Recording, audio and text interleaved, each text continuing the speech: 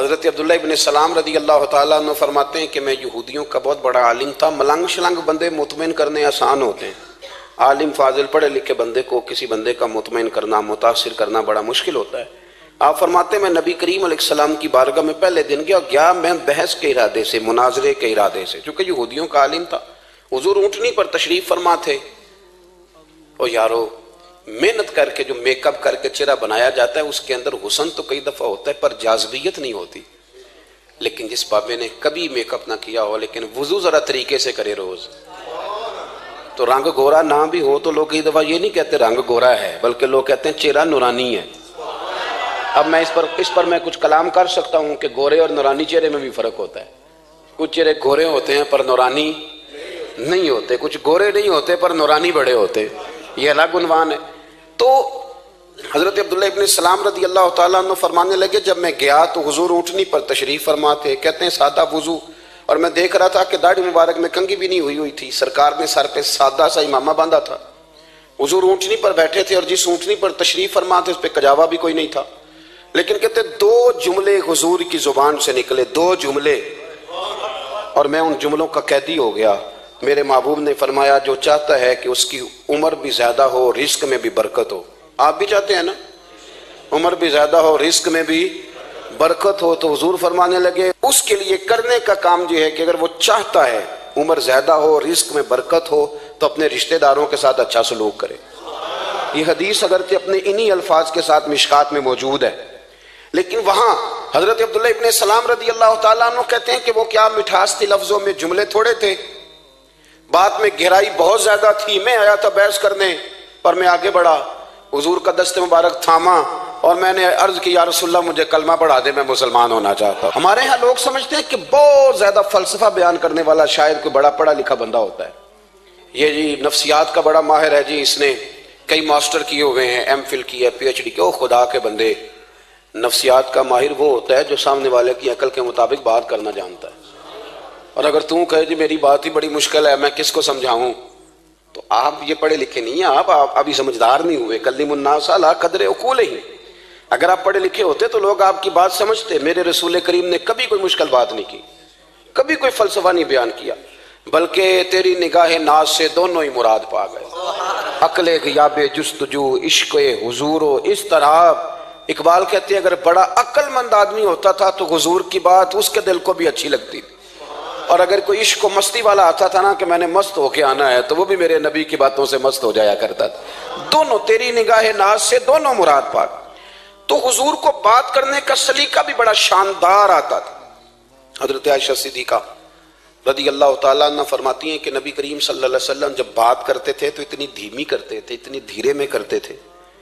میں تو چھوٹا آدمی ہوں، کسی بڑے بندے کو نصیحت بھی نہیں کر سکتا، ورنہ میں علماء سے تو نہیں لیکن جو طالب علم ہیں جن کا خیال ہے کہ شاید اور میرے پاس کچھ سیکھنے آئے ہوئے ہیں مدرسے کے، تو میں ان سے کہتا ہوں کہ وہ کیا خطابت ہوئی جس میں سامنے والے کو سمجھ ہی نہیں آئی آپ نے کیا کہا. آپ اتنے جوش میں چلے گئے، کہتا جی وہ میرا عشق بڑا جوان تھا. تو میں نے کہا آپ کا عشق زیادہ جوان تھا، پھر رسول پاک کی سنت سے ہی آگے نکل گیا ہے. اب ٹھہر ٹھہر کے بات کریں. آپ کی بات اگر سامنے والے کی سمجھ میں نہ آئی تو اس کا معنی کیا ہوا. اسی طرح سے ہماری نعت خوانی کا ماحول ہوتا ہے، 6 بندے نعت پڑھ رہے ہوتے ہیں، ایک اسپیکر ادھر ہوتا ہے ایک ادھر ہوتا ہے، کوئی سمجھ نہیں آتی ہے کیا کہہ رہے ہیں. اور پھر اس کے ساتھ ساتھ وہ یہ بھی مطالبہ کر رہے ہوتے ہیں کہ ہاتھ بھی کھڑے کرو جنو جنو عشق کے. میں کہ انج نہیں کہی دا، ویسے تو کہہ چلو پڑھ لیں، ورنہ اگر آپ ایسے ہی استاد بائی پاس والے بیچارے کو تو ہارٹ اٹیک ہو جائے گا ہاتھ کھڑا کرے گا، تو ہے تو وہ بھی عاشق رسول ہی نا. لیکن یہ قسمیں نہ ڈالیں، یہ کوئی طریقہ ہی نہیں ہے، نہ کہیں دین اس کی اجازت دیتا ہے. ہم نے تو یہ سنا ہے کہ صحابہ کہتے ہیں جب اللہ کے حبیب گفتگو کرتے تھے تو ہم یوں بیٹھتے تھے کہ ہمارے سروں پہ پرندے بیٹھے ہو، تو حرکت بھی نہیں کرتے تھے. تو بہرحال جو بات عرض کرنی ہے اس پر غور کریں. جناب عائشہ صدیقہ کہتی ہیں ٹھہر ٹھہر کے بات کرتے آہستہ، اور یہ لفظ آپ کو یاد رکھنا ہے. سیدہ عائشہ صدیقہ کہتی ہیں جب حضور گفتگو کرتے تھے نا تو اگر ہم نبی پاک کے الفاظ کو گننا چاہتے تھے تو گن بھی سکتے تھے، گننا چاہتے تو گن بھی. ایک تو آپ کی جو سادگی ہوگی وہ اصل ہوگی، ملمہ سازی سے نکلیں. پہلے ہماری شادیوں پہ دلہا اور دلہن جاتے تھے بیوٹی پارلر، اب سارا خاندان جاتا ہے. اس میں حسن نہیں ہوتا، اس میں بے وقت ہو جاتا ہے آدمی. آپ کو جو رب کریم نے بنایا ہے اس سے زیادہ شاندار آپ کو کوئی بنا سکتا ہے؟ الذی خلقک فسواک فعدلک فی ای صورت ما شاء رکبک، اللہ فرماتے ہیں جو میں نے تیرا چہرہ بنایا ہے نا یہ میری چاہت ہے، میں نے جیسا چاہا ہے تجھے بنایا ہے، تو مجھے تجھے وہ چہرہ پسند کیوں نہیں جو میرے رب نے بنایا ہے؟ یہ چاہت ہے الذی خلقک کا، جس نے تمہیں پیدا کیا، فسواک فعدلک، پھر ہموار کیا، پھر برابر کیا، اور فی ای صورت ما شاء رکبک، پھر جس صورت میں اس نے چاہا تجھے ترکیب کیا۔ تو پہلی بات، اور دوسری بات گفتگو کریں تو ذرا تھوڑا سا نا موقع دیں کسی اور، کچھ لوگ ایسے ہوتے ہیں جن کے پاس آپ بیٹھیں تو بس وہی بولیں گے، آپ نہیں بول سکتے، اب وہی بات کریں، گفتگو کریں، معنی خیز کریں، اتنی باتیں نہ کریں کہ پھر آپ رہ جائیں، کم بات کریں، اور جتنی کریں وہ وزنی کریں تاکہ آپ کی بات کا ایک خاص حجم ہو، ایک وقار ہو۔ اللہ کے محبوب بات کرتے تو اس بات کے اندر وزن ہوتا، وقار ہوتا۔ ہمارے صاحب رحمۃ اللہ علیہ ہمیں اکثر حکم دیتے تھے تقریر تھوڑی کرنا، نعت کے 2-3 شعر پڑھنا، تو میں نے ایک دن عرض کی حضور کیوں؟ فرمانے لگے اللہ رسول کی بات کو بے وقت نہ کر دینا کہ لوگ سننا نہ چاہیں اور تم جبرن سناؤ، فرمایا رنگ اس طرح کا ہونا چاہیے کہ لوگوں میں دلچسپی ابھی ہو اور بات ختم ہو جائے، اس کو بے وقت کر دینا ہے کہ زبردستی آپ تو اچھی گفتگو کریں، معنی خیز سنیں۔ ایک حدیث پاک حضرت ابو بردہ رضی اللہ تعالیٰ ایک صحابی ہیں، البدایہ والنہایہ میں روایت آپ کو ملے گی، وہ کہتا ہے میرا اپنی بیوی سے اختلاف ہو گیا۔ بیوی سے جب بندہ راضی ہوتا ہے تو بڑا ہی راضی ہوتا ہے، پھر وہ کہتا ہے کہ جیسی میری ہے ویسی کسی کی بھی نہیں، اور جب ہوتا ہے نا ناراض تو پھر وہ منگنی سے کہانی شروع کرتا ہے کہ جب میری منگنی ہوئی تھی تو تیرے چاچے نے مجھے گھورا تھا، اور پھر وہ دن جب رکھے تھے اس دن جو کام ہوا تھا اس کا بھی ذکر، اب اختلاف جو ہو گیا، اور جب آپ کسی سے ناراض ہوتے ہیں پھر اس کی خامیاں ساری سامنے آ جاتی ہیں، پھر وہ کہتا ہے شادی والے دن تیرے ابے نے صحیح سلوک نہیں کیا، یہ جو مجھے کپڑے دیے تھے جو کو پہننے والے تو نہیں نا، تو میری اماں، اب اختلاف ہو گیا۔ اب ہم کیا کرتے ہیں، جو قریب والے لوگ ہوتے ہیں وہ اس پر تھوڑا تیل اور ڈالتے ہیں، وہ کہتے ہیں نہیں تینوں تو پتہ ہی نہیں، مجھے تین بڑیاں گلاں دا پتہ ہی نہیں، تو تے شادی تو 15 دن بعد سعودی عرب ٹر گیا سا، ساڑھے کو سن کہانیاں ہم تمہیں بتاتے ہیں تاکہ تباہی اور اترے۔ اس طرح نہ کریں، آپ ایک آدھ بات کہہ کے چلے جاتے ہیں، ان بیچاروں نے اکٹھے رہنا ہوتا ہے، ان کی زندگی دوزخ بنی رہتی ہے، ان کو قریب کریں۔ اللہ کے رسول تو کسی کا نکاح کرتے تھے تو میاں بیوی کے درمیان محبت کی دعا فرماتے تھے، تو وہ صحابی آئے تو اپنی بیوی سے ناراض تھے تو انہوں نے اب بات شروع کر دی، کہنے لگے یہ بھی کرتی ہے، یہ بھی کرتی ہے، یہ بھی کرتی ہے، یہ بھی غلطی ہے، یہ بھی غلطی ہے، یہ بھی کوتاہی ہے، بڑی باتیں سنائیں۔ اللہ نے کان کتنے دیے اور زبان، اس کا مطلب ہے سنگل بولنا چاہیے اور ڈبل سننا چاہیے۔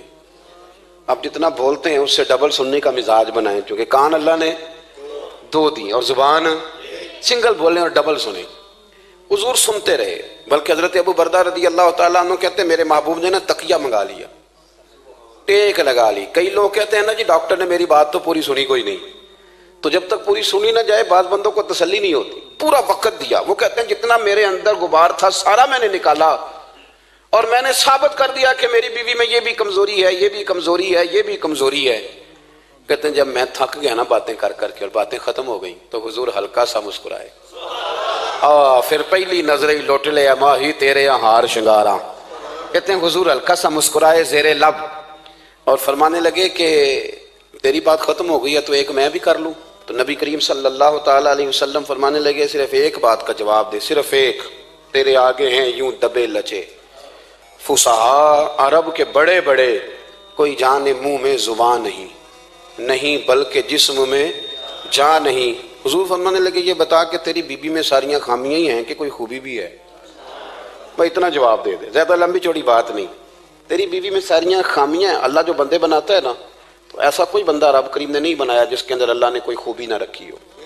یہ الگ بات ہے کہ ہماری اپنی اینک پر مٹی پڑی ہوتی ہے اور ہم سامنے والے کا چہرہ صاف کرتے رہتے ہیں، اپنی اینک نہیں صاف کرتے۔ تو حضرت ابو بردہ رضی اللہ تعالیٰ عنہ فرماتے ہیں جب سرکار نے اس شخص سے یہ بات کہی نا کہ کوئی خوبی بھی ہے تیری بیوی میں، تو کہتے ہیں وہ شخص کہتا ہے میری نا بالکل ایک جملے نے سوچ ہی بدل دی ساری، یوں سمجھ لے کہ میں اس روڈ پہ چل رہا تھا، میرے نبی پاک نے مجھے اس والے رستے پہ ڈال دیا، بالکل ساری سوچ، یعنی ایک ہی جملہ لیکن ہر چیز بدل دی سرکار نے۔ حضور فرمانے لگے کوئی خوبی بھی ہے؟ کہتے میں تھوڑی دیر چپ رہا، عرض کی یا رسول اللہ صلی اللہ علیہ وسلم آپ حکم کریں۔ تو حضور فرمانے لگے اپنی بیوی سے کبھی بغض نہ رکھو، اگر تمہیں اس کی خامیاں نظر آئیں تو اس بات پر توجہ کرو جو اس کے اندر خوبی ہو۔ کہتے ہیں میں نے اٹھ کے عرض کی یا رسول اللہ میری بیوی پردے کی بڑی پابند ہے، میری خوابگاہ میں کوئی دوسرا شخص کبھی پیر بھی نہیں رکھ سکتا، تو فرمایا جا پھر گھر جا کے بس آج جو سب سے اعلیٰ خوبی تھی وہ تو اللہ نے تیری بیوی کو عطا کی ہوئی ہے، گھر بسا۔ تو ایک تو سرکار کی ظاہری جو اللہ نے آپ کو حسن و جمال دیا تھا وہ بے مثل تھا، گفتگو کا جو ڈھاب اور سلیقہ دیا تھا وہ بے مثل اور بے مثال تھا، اور پھر جو حضور کی ادائیں تھی نا، کانا خلقہ القرآن۔ حضرت عائشہ صدیقہ کہتی ہیں میرے محبوب کے اخلاق دیکھنے ہو تو قرآن پڑھو، جن اخلاق کا قرآن درس دیتا ہے وہ عملی طور پر سارے مدینے والے محبوب میں پائے جاتے تھے۔ جو سب سے بہترین عادت تھی نا، بہترین ترین عادت، وہ اللہ نے میرے رسول کریم کو عطا فرمائی۔ ہمارا نا اب ایک مزاج بن گیا ہے، ہمارے بعض لوگ بڑے فخر سے بتاتے ہیں کہ جی مسواک سنت ہے، اب تو سائنس بھی مان گئی ہے کہ مسواک کریں گے تو آپ کے وجود کے اندر جو منہ میں فالتو مادے ہوں گے جراثیم وہ مر جائیں گے، اب سائنس بھی مان گئی ہے۔ مجھے کبھی کبھی اس لفظ سے بڑی تکلیف ہوتی ہے، میں کہتا ہوں کہ سائنس اگر نہ مانے تو ہمیں کوئی اس پہ فرق پڑتا ہے؟ نہ مانے سائنس، ہمیں کیا لینا دینا سائنس سے؟ سائنس تو کبھی کچھ کہتی ہے پھر کبھی کچھ اور کہنے لگ جاتی ہے، سائنس کا کیا ہے؟ سائنس کو منوانا ہماری ڈیوٹی۔ ہاں، اس طرح کا دین نہ بناؤ کہ معاذ اللہ دین کو سائنس کا غلام کر دو۔ سائنس کل بھی رسول اللہ کی غلام تھی، آج بھی میرے نبی پاک کی غلام ہے۔ تو حضور کی جتنی ادائیں ہیں، جتنی، ایک کدو شریف ہے، حضور نے کدو استعمال فرمایا ہے۔ آپ چلے جائیں کسی بھی جگہ پہ، جس بندے کو بہت زیادہ بلڈ پریشر کا مسئلہ ہونا تو اب اس کو ڈاکٹر کہتے ہیں کہ کدو ملے تو اس کو استعمال کراؤ۔ تیزابیت حد درجے اختیار کر جائے اور اندر کا نظام سارا درم برم ہو جائے تو اس کو کدو استعمال کراؤ۔ اور آپ اس کی خاصیت دیکھ لیں، تمام سبزیوں میں سے تحقیق بھی سب سے زیادہ اسی پہ ہوتی ہے۔ میرے رسول پاک کا ایک طریقہ مبارک ہے، اور صحابہ کے اگرچہ سید الطعام گوشت ہے، کھانوں کا سردار اسے کہا گیا، لیکن حضرت انس بن مالک رضی اللہ تعالیٰ عنہ فرماتے ہیں کہ درزی نے نبی پاک کی دعوت پکائی تھی، وہ درزی تھا، کپڑے سیتا تھا۔ آپ فرماتے ہیں کہ میں حضور کے ساتھ اس درزی کے گھر گیا تو گوشت اور کدو پکا ہوا تھا۔ فرماتے ہیں اگرچہ سردار گوشت ہی ہے پر نبی کریم نے نا گوشت کے ٹکڑے ہٹا ہٹا کے نا تو اندر سے کدو نکال نکال کے کھایا۔ حضرت انس بن مالک کہتے ہیں مجھے کدو پسند نہیں تو میں نے کبھی نہیں کھایا تھا، گھر میں ہوتا تو میں جھگڑا کرتا، پر آج حضور کی رغبت دیکھی نا تو کل نہیں پسند تھا پر ابھی ابھی مجھے کدو بڑا پسند ہو گیا، مجھے کدو شریف سے پیار ہو گیا۔ جو اعلیٰ ترین چیزیں تھیں وہ نبی پاک نے استعمال فرمائی، اعلیٰ ترین۔ زیتون کی افادیت کبھی کم ہوئی ہے 1400 سالوں میں؟ کبھی کسی نے کہا ہو کہ زیتون استعمال نہ کرو؟ کبھی اس کی افادیت میں، یہ امامہ میرے نبی پاک کی سنت ہے، سارے پڑھیے صلی اللہ ہو، حضور کی سنت ہے نا یہ۔ کبھی کوئی بندہ ایسا آپ کو ملا ہو کہ اس نے امامہ باندھا ہو تو کسی نے کہا ہو رہن دے یار تینوں سونا نہیں لگتا؟ بندے سارے سونے دے نہیں نہ ہوندے، میری بات کی سمجھ آ رہی ہے؟ لیکن امامہ کبھی کوئی آپ کو ملے گا ہی نہیں کہ اس بندے کے مزاج کے ساتھ یہ فٹ، یا اس کے چہرے کے ساتھ یہ فٹ۔ اینک آپ لے لیں بازار سے، چھوٹی بھی ملتی ہے بڑی بھی ملتی ہے، کچھ لوگوں کے چہرے پہ کچھ چیزیں نہیں سیٹ ہوتی، فٹ نہیں ہوتی، لیکن یہ سرکار کی چونکہ سنت ہے، اور اس کا اعزاز یہ ہے کہ نبی پاک نے فرمایا جمعے والے دن امامہ باندھ کے آیا کرو، جمعے والے دن امامہ باندھ کے آیا کرو۔ جو لوگ جمعے والے دن امامہ باندھ کے آتے ہیں اللہ کے فرشتے ان پر درود بھیجتے ہیں۔ لیکن امامہ شریف ہونا چاہیے، اپنی مرضی کا رومال نہ باندھ لیں، کم از کم 3.5 گز ہو، اور ٹوپی کے اوپر باندھا گیا ہو۔ اپنی مرضی کا طریقہ نہیں اختیار کریں، وہ جو شریعت نے حدود بیان کی ہیں اس کے مطابق چلیں۔ میری بات کی سمجھ آ رہی ہے؟ تو جو بات میں نے چھیڑی ہے وہ یہ ہے کہ اللہ کے محبوب رب کریم کی دلیل ہے۔ جتنا کائنات کے اندر حسن کوئی بندہ تلاش کرنا چاہے گا وہ مجبور ہو جائے گا اور اسے دروازہ رسول پہ جانا ہی پڑے گا، اسے نبی پاک کے دروازے پر اسے جانا پڑے۔ ہم کوشش بڑی کرتی ہیں سونے لگنے کی، بڑے بڑے لوگ روپ دھارتے ہیں بیچارے، بڑا کچھ کرتے ہیں، لیکن آپ کو لوگ سونا کہیں گے، نورانی نہیں کہیں گے۔ مجھے بڑی کر لیں، داڑھی روز بنائیں بے شک، لیکن فطرت داڑھی ہے، حسن ناراض ہو گیا۔ اور داڑھی بڑی سمجھدار ہے، کبھی عورت کے منہ پہ نہیں آتی، آتی مرد کے منہ پہ ہے، مرد کے منہ پہ داڑھی آتی۔ چلے میں کوئی بات نہیں کرتا ورنہ میں تو حنفی ہوں، میرے امام صاحب تو اس بندے کی گواہی قبول نہیں کرتے جس نے داڑھی نہ رکھی ہو، وہ کہتے ہیں اس کی شہادت کچہری میں قابل قبول نہیں ہے، وہ تو قبول نہیں کرتے اس کی شہادت کو بھی۔ اب چلیں عوام سے ڈرتے ڈرتے کئی دفعہ کچھ باتیں نہیں بتائی جاتی پر باتیں ہیں تو صحیح نا۔ ایک بندے نے داڑھی مڈائی تھی تو جناب عمر نے مدینے سے بھی نکال دیا تھا۔ ان سانو کانے کوئی کہہ گیا کہ چنگی طرح نیک ہوے گا تاں رکھی تے روٹی ادن کھائی ہاں جدن چنگی طرح نیک ہو جائے گا، اس سے پہلے کیوں کھاتے ہو؟ یہ قسم اٹھاؤ کہ پیسے اس دن پکڑنے ہاتھ میں جس دن چنگی طرح نیک ہونا ہے. کچھ لوگ کہتے ہیں میں اندر سے ٹھیک نہیں. تو اندر سے ٹھیک ہونا تیری ڈیوٹی نہیں, ظاہر ٹھیک کرنا تیری ڈیوٹی ہے, باطن تو رب کریم اپنی رحمت سے درست فرمایا کرتا ہے. تو جو تیرے ذمہ لگایا اللہ نے وہ تو کرنا, جو تیرے اللہ نے. ظاہری صورت سے ہوتا کیا ہے, سنو کیا ہوتا ہے. مولانا رومی نے لکھا ہے حضرت موسیٰ علیہ السلام کے زمانہ مبارکہ میں ایک شخص تھا, تو حضرت موسیٰ علیہ السلام کی نقلیں اتارتا تھا. آپ کتنا لمبا کرتا پہنتا تھا, ہاتھ میں چھڑی پکڑتا تھا, تھوڑا غصے سے بولتا تھا, معاذ اللہ نقل اتارتا تھا. جناب موسیٰ کلیم اللہ علیہ السلام کی قوم کا جب غلبہ ہوا تو انہوں نے نکال دیا اس کو, تو نقلیں اتارتا ہے, وہ نکل گیا, شہر سے باہر نکال دیا. حضرت موسیٰ کلیم کہتے ہیں میں ایک دن کوہ طور پہ گیا ہوا تھا, تو رب کریم نے مجھ سے فرمایا کہ فلاں جگہ فلاں درخت کے نیچے میرا ایک دوست انتقال کر گیا ہے, اسے اٹھائیے, غسل دیجیے, کفن دیجیے, جو اس دور کا طریقہ تھا, تدفین کر دے.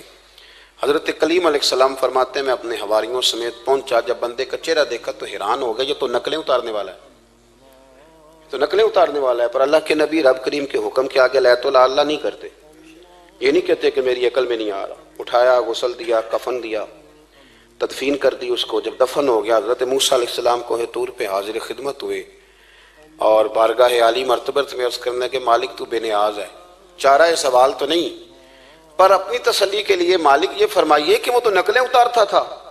تو رب کریم نے فرمایا موسیٰ بات یہی ہے, پر میں نے اسے مرتے وقت ایمان نصیب کر دیا, وہ آپ کا کلمہ پڑھ کے دنیا سے گیا ہے اور توبہ کر کے گیا ہے, تو مالک اتنی کرم نوازی کیوں ہوئی؟ تو رب کریم نے فرمایا موسیٰ جب وہ تیری طرح بن سور کے نکلتا تھا نا, تیری ادائیں اپناتا تھا, تو مجھے پیارا ہی بڑا لگتا تھا, پیارا لگتا تھا. یارو دیکھو نا ترمذی شریف میں حدیث ہے, میرے رسول پاک علیہ السلام نے فرمایا میرا امتی جب سفید داڑھی لے کے قبر میں جائے گا نا, داڑھی اور وہ بھی سفید, تو رب فرشتوں سے فرمائے گا اسے عذاب نہ دینا, یہ میرے محبوب کی سنت سفید داڑھی لے کے آگے, مجھے شرم آتی ہے اسے عذاب دیتے. آپ بات کو سمجھے کہ یہ حضور کی سنت کا اعزاز جو اللہ کی بارگاہ میں, رب کے حضور جو سنت کا اعزاز, اس لیے کہ کائنات میں سب سے اعلیٰ ترین جو کام تھا وہ کیا ہی میرے مصطفیٰ کریم نے. اعلیٰ ترین عمل نبی پاک کا, اعلیٰ ترین, اور طریقہ مبارکہ میں حسن اور جاذبیت. اور آپ اندازہ کر لیں, ہم لوگ پٹری سے اتر جاتے ہیں, مرضی کرتے ہیں, ہمارا مزاج ہے جتنا مرضی کو کہے کہ الکوہل والی خوشبو استعمال نہ کریں, پر ہم کوئی نہ کوئی دلیل نکال کے لے ہی آتے ہیں. لیکن خوشبو اس دور میں بھی اتنی بکتی ہے جس کی حد نہیں, اور لوگ اپنی اپنی ضرورت کے لیے اس کو استعمال ہے. ان 1400 سالوں میں 1450 سالوں میں ایک دفعہ بھی ایسا نہیں ہوا کہ یہ کاروبار کہیں ٹھنڈا ہوا ہو. حرم شریف اللہ آپ کو لے جائے تو مسجد نبی میں سونے کی دکان کے ساتھ خوشبو والی دکان ہوتی, یعنی اتنا مہنگا کاروبار ہے کہ جتنا کرایہ سونے کی دکان والا دے رہا ہے اتنا ہی خوشبو کی دکان والا دے رہا ہے. اتنا مہنگا یہ کاروبار ہے, ایک دن بھی اس کام کی اہمیت کم نہیں ہوئی. اور رسول کریم نے کیا فرمایا, صحابہ کہتے ہیں 3 چیزوں سے کبھی منع نہیں کرتے تھے. کوئی تکیہ دیتا تھا تو قبول کرتے تھے, کوئی بندہ اگر حضور کو دودھ پیش کرتا تھا تو نبی پاک قبول کرتے تھے, اور اگر کوئی شخص حضور کو خوشبو دیتا نا تو حضور جلدی قبول فرماتے تھے. یہ مزاج تھا. تو جو اعلیٰ ترین چیزیں تھیں ان کو میرے رسول کریم صلی اللہ علیہ وسلم نے کیا, ہمیں کر کے دکھایا. ہمارا ظاہری حلیہ, آج بھی اہل عرب لمبا کرتا پہنتے ہیں, آپ لمبا کرتا پہن لیں, حیا کے زیادہ قریب ہے. کھلا لباس حضور پسند کرتے تھے, یہ شرم و حیا کے زیادہ قریب ہے, اس کے اندر انسان کا پردہ زیادہ ہے. وہ ساری اعلیٰ قسم کی صفات جن سے ایک آدمی متصف ہو سکتا ہے اور اپنے آپ کو سجا سکتا ہے, اپنے معاملات کو ٹھیک کر سکتا ہے, وہ ساری رسول پاک نے ہمیں عطا فرمائی. ایک حضور کا طریقہ مبارکہ تھا کہ سامنے والے جتنے لوگ حضور کے دائیں بائیں رہتے تھے ان کا خیال کرتے تھے. ہم تو خیال رکھواتے ہیں نا اپنا کہ سارے مل کے میرا خیال, میری عزت نہیں کرتا تو میری, تو میں کہتا ہوں کہ یہ تو یہاں اپنی عزت کی بھیک مانگی ہے یا اپنے لڑائی کر کے عزت لی ہے. ایسا نہ کریں, آپ عزت دینی شروع کر دیں, اللہ آپ کو سکون عطا کر دے. آپ احساس کریں دوسروں کا. حضور نہ شدت کے ساتھ, یہ اعلیٰ سنت ہے میرے نبی پاک کی صلی اللہ ہو, سارے پڑھیے درود شریف صلی اللہ ہو, یہ اعلیٰ سنت ہے. آپ دیکھیں نا بخاری مسلم میں موجود ہے, حضور فرماتے ہیں میرا دل چاہتا ہے میں لمبی نماز پڑھاؤں, لمبی نماز پڑھاؤں, دل میرا چاہتا ہے.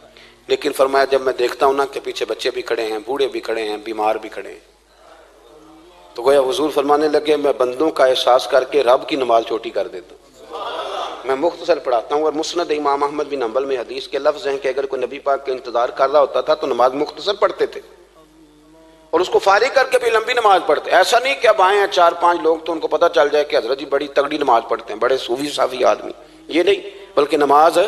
بلکہ مسند امام احمد بن حنبل میں تو وہ خوبصورت حدیث موجود ہے.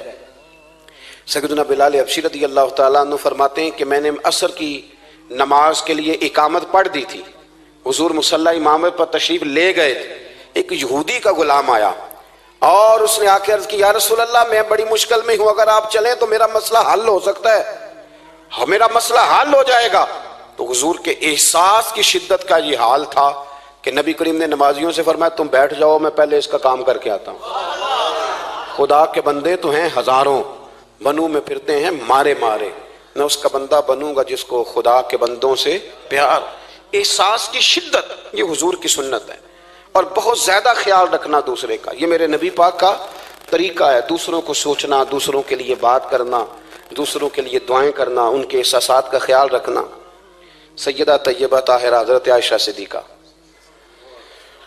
رضی اللہ تعالیٰ عنہ فرماتی ایک دن سرکار مجھ سے فرمانے لگے عائشہ جب تم مجھ سے ناراض ہوتی ہو تب بھی مجھے پتہ چل جاتا ہے, جب راضی ہوتی ہو تب بھی پتہ چل جاتا ہے. یہ ہمارا یہ مزاج نہیں ہوتا گھر کے اندر بھی. ہم گھر کے اندر بھی نواب صاحب ہی ہوتے ہیں, یہ نہیں گھر جا کے کہانیاں سناتے ہیں, کہتے ہیں تمہیں پتہ میں کڈا اوکھا ہوں, کمائی کیڈی مشکل ہے, پیچھے پیچھے ہٹ جاؤ سارے, میں فتح کر کے آیا ہوں, ابھی کیٹو سر کر کے آیا ہوں. ایک بچہ پانی لے کھڑا ہو جائے, دوسرا دودھ کا گلاس لائے, بیگم صاحبہ فٹافٹ آئیے, ایسے نہیں کریں. میرے رسول پاک علیہ السلام کی پیاری زوجہ کہتی ہیں حضور گھر آئے, کھانا مانگا, میں نے عرض کی حضور میرے سر میں درد ہے, تو پڑھو نا ابن اسحاق کو. محبوب فرمانے لگے لا میں تجھے آٹا گوندھ دیتا ہوں, تو مجھے روٹی پکا دے. یہ بھی سنت ہے نبی پاک کی. ہوں چپ کر گئے ہو, یہ بھی حضور کی سنت ہے, یہ بھی سرکار کا طریقہ ہے. کبھی کبھی گھر میں جھاڑو دینا یہ بھی نبی پاک کا.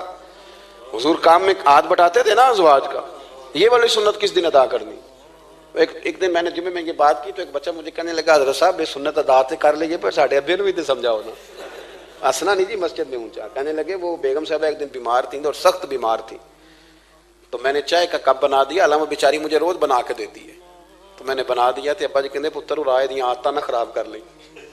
تو اب آپ تو سنت کچھ اور بیان کر رہے ہیں, میں کہ تسی شروع کرو نا تاکہ تواڈے بچے تو نہ سوال کرن یہ راج تسی کر رہے ہو. تو اس میں بھی کوئی حکمت ہوگی. بزرگ اگر کوئی بات کرتے ہیں تو وہ بھی کوئی اتنی بری نہیں ہوتی, اس کے اندر بھی کوئی نہ کوئی حکمت ہوتی ہے. لیکن اپنے گھروں کے ماحول میں خوبصورتی لائیں, یہ سٹیٹس نہیں اہل اسلام کا. بات سمیٹنے کی طرف آ رہا ہوں.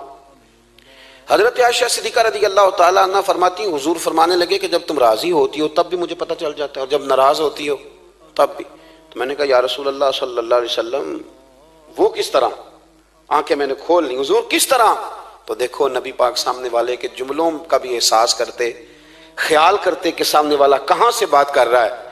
اللہ کے محبوب فرمانے لگے تمہیں اگر کبھی قسم کھانی ہو نا, تمہارا مزاج ہے قسم کھانی پڑے اور تم مجھ سے ناراض ہو تو پھر تم کہتی ہو مجھے ابراہیم کے رب کی قسم, اور جب تم راضی ہو اور قسم کھانی پڑے تو کہتی ہو مجھے محمد مصطفیٰ کے رب کی قسم. تو جناب عائشہ کہتی ہیں میں زبان سے ہنس رہی تھی اور آنکھیں میری آنسو برسا رہی. میں نے کہا محبوبہ اتنا خیال کرتے, یہاں تک آپ کو احساس, یہاں تک پتہ ہوتا ہے, یہاں تک. میرے رسول کریم علیہ السلام لوگوں کا احساس کرتے, خیال کرتے, شوق پیدا کرتے, وارفتگی ہوتی. کئی دفعہ حضور فرض نماز پڑھ کے گھر چلے جاتے, تھوڑی دیر کے بعد آتے مسجد میں نماز پڑھ لیتے. کئی دفعہ قاضی اعجاز مالکی رحمۃ اللہ علیہ اس کو لکھنے کے بعد اس کی شرح میں فرماتے ہیں اصل بات یہ تھی کہ حضور جب تک مسجد میں رہتے تھے صحابہ ادباً بیٹھے رہتے تھے, تو حضور فرماتے ہیں میں جاؤں گا نہیں تو یہ بھی نہیں جائیں گے. تو سرکار گھر تشریف لے جاتے تاکہ لوگ اپنے اپنے کام میں لگ جائیں, اور پھر حضور واپس آ جاتے. احساس ایک تو اپنی ظاہری وضاقتہ میں سادگی لائیں. ہماری بہت ساری مشکلات کی اصل وجہ یہ ہے کہ تکلف بڑا بڑھ گیا, بڑا تکلف بڑھ گیا. ہم کوشش کرتے ہیں دوسروں کے برابر جانے کی, ہمیں کیا ضرورت پڑی ہے دنیا سے مقابلہ کرنے کی. ہم نے تو اللہ رسول کی رضا کے اندر رہنا ہے, اور دنیا میں سب سے بہترین شخص وہ ہے جس کے پاس مال تو ہے پر لالچ کوئی نہیں. اپنے آپ کو پیچھے لائیں. دوسری بات یہ کہ اپنی گفتگو بڑی صاف ستھری کریں, سادی کریں, اس کے اندر کوئی تکلف نہ برپا کریں, بات سامنے والے کی عقل کے مطابق کریں. اور تیسری بات یہ کہ اپنی عادات میں, اٹھنے بیٹھنے میں, چلنے پھرنے میں اپنا تھوڑا سا خیال کریں. اور ایک بات اور آپ کو عرض کروں, یہ آپ کو زیادہ دیر محنت نہیں کرنی پڑے گی. اگر تھوڑا سا وقت آئے اپنے آپ کو دے دینا. اقبال کہتے ہیں اپنے من میں ڈوب کر باجا سراغ زندگی، چل تو اگر میرا نہیں بنتا نہ بن، اپنا تو بن، اپنا تو بن۔ تھوڑا ہی اپنے اوپر بھی تو محنت کر لے کہ ساری زندگی دوسروں کی اصلاح کرتے رہنا۔ دوست کوشش کرے اپنی عادات پہ 2 4 5 ہفتے کے لیے محنت کرے تاکہ عادتیں سنور جائیں، تاکہ طبیعتیں بدل جائیں۔ ایک حدیث پڑھتا ہوں اور اپنی بات کو سمیٹتا ہوں۔ میرے رسول کریم صلی اللہ تعالی علیہ وآلہ وسلم نے فرمایا کہ اگر اللہ اخلاق کو چہرہ دیتا نا، یہ جو عادات ہوتی ہیں، اور عادات سے مراد صرف میٹھا بولنا نہیں بلکہ لالچ نہ کرنا بھی خلق ہے، تھوڑے پہ راضی رہنا بھی خلق ہے، سچ بولنا بھی خلق ہے، غیبت سے بچنا بھی۔ اصل اخلاق یہ ہے۔ میٹھا تو کئی دفعہ لوگ اپنے مطلب کے لیے بھی بول لیتے ہیں، وقتی طور پر کام نکالنے کے لیے بھی بولتے ہیں۔ تو حضور نے فرمایا کہ اگر خلق کو اللہ تبارک و تعالیٰ چہرہ عطا کرتا تو کائنات میں سب سے بہترین چہرہ حسن اخلاق کا ہوتا، سب سے اچھا اور خوبصورت۔ اور فرمایا اگر بدخلقی کو اللہ چہرہ دیتا تو بدصورت ترین چہرہ اس کا ہوتا۔ اس کا کیا معنی ہوا کہ اگر ہمارا کردار اچھا ہے، سوچ اچھی ہے، لوگوں کے بارے میں نظریہ اچھا ہے، احساس ہے، تو پھر ہمارے اندر دنیا کا سب سے خوبصورت انسان موجود۔ لیکن اگر ہمیں اپنی ذات کے علاوہ شے نظر ہی کوئی نہیں آتی، ہم خود غرض ہیں، جھوٹ بولتے ہیں، غیبت کرتے ہیں، بد نگاہی کرتے ہیں، لوگوں کے بارے میں بدگمانی کرتے ہیں، کسی کو حقیر سمجھتے ہیں، ذات پات کے چنگل میں الجھے ہوئے، تو پھر ہمارے اندر ایک بدصورت ترین شخص بیٹھا ہے۔ جتنی مرضی کنگھی کریں، جتنا مرضی آپ اپنے آپ کو سنواریں، اندر کی بدصورتیاں جا سکتی نہیں۔ تو کوشش فرمائیں کہ اللہ ہمیں اخلاق کا اعلیٰ جو ہے وہ وزن عطا کرے، اعلیٰ شعور عطا کرے۔ اللہ تعالیٰ میری اور آپ کی حاضری کو مستجاب فرمائے۔ آخر دعوانا الحمد